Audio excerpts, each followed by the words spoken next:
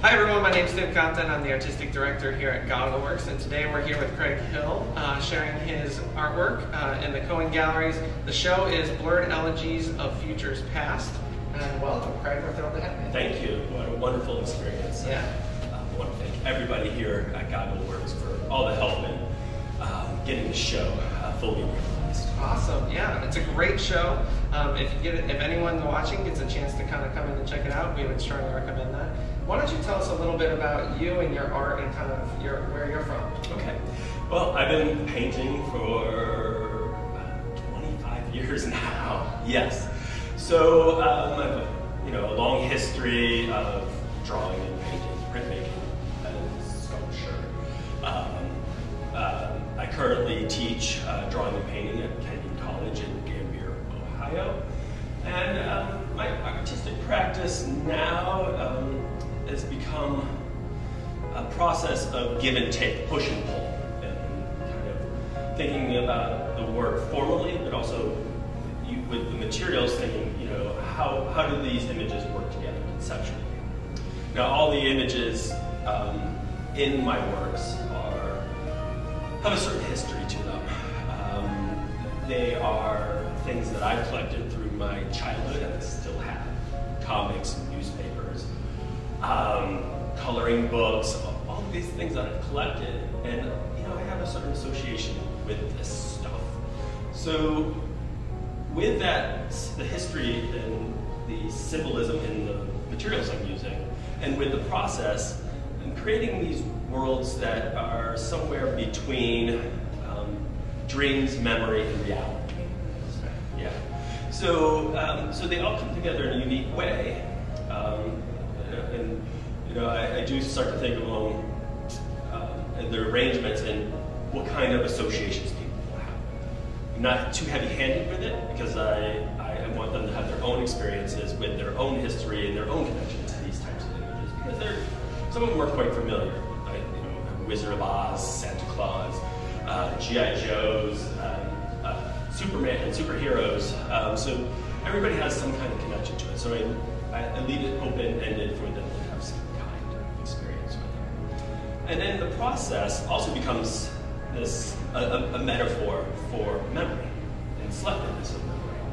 So the way that I make these pieces is that I will collage all this material down. So it'll be fragments of characters or images juxtaposed with random colors of torn paper. So it creates this kind of abstract world, and then I just layer and layer and layer. And then after I have a good amount of material down, I take a sander and I sand back into the work. So there's things that are in the earlier layers that start to reveal themselves. So it's kind of the way that you think about the selectiveness of how we remember things. So that process with the materials becomes that metaphor. Okay, yeah. So you're really hoping that people will feel a sense of nostalgia? Yes. Yes. Is it important to you that they connect with your history, or is it more important that they reflect on their own? I think on their own. Okay. I think my history is very specific to these images. I mean, that is my G.I. Joe oversized comic book from 1983. Not everybody had that, but everybody maybe has an association with G.I. Joe.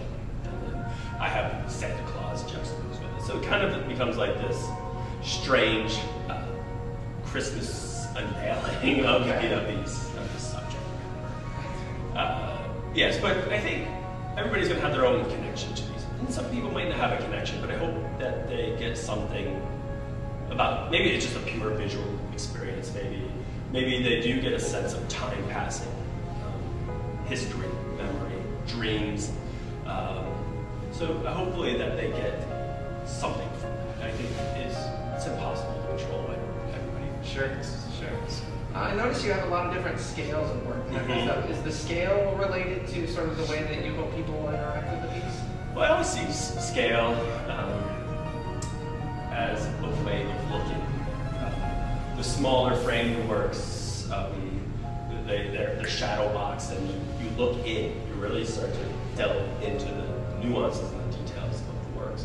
where the larger works project out and they become physically engulfing, and so they become more of an experiential.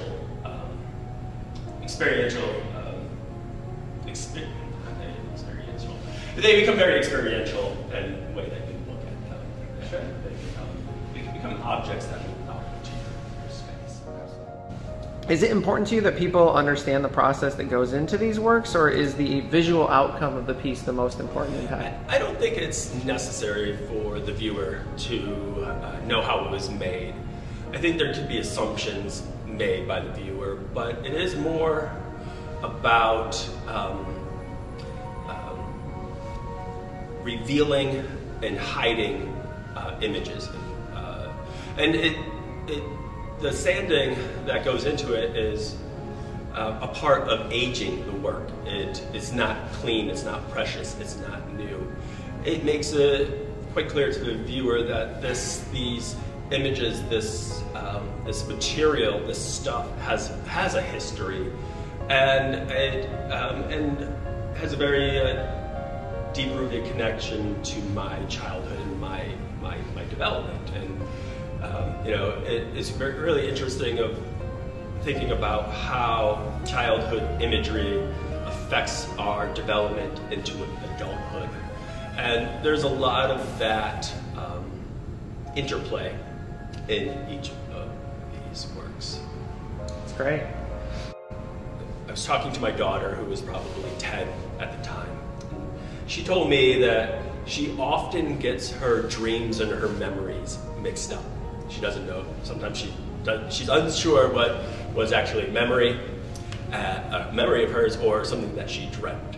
And I thought this was a perfect way to look at what I was creating. I was making these when I was talking to her about this.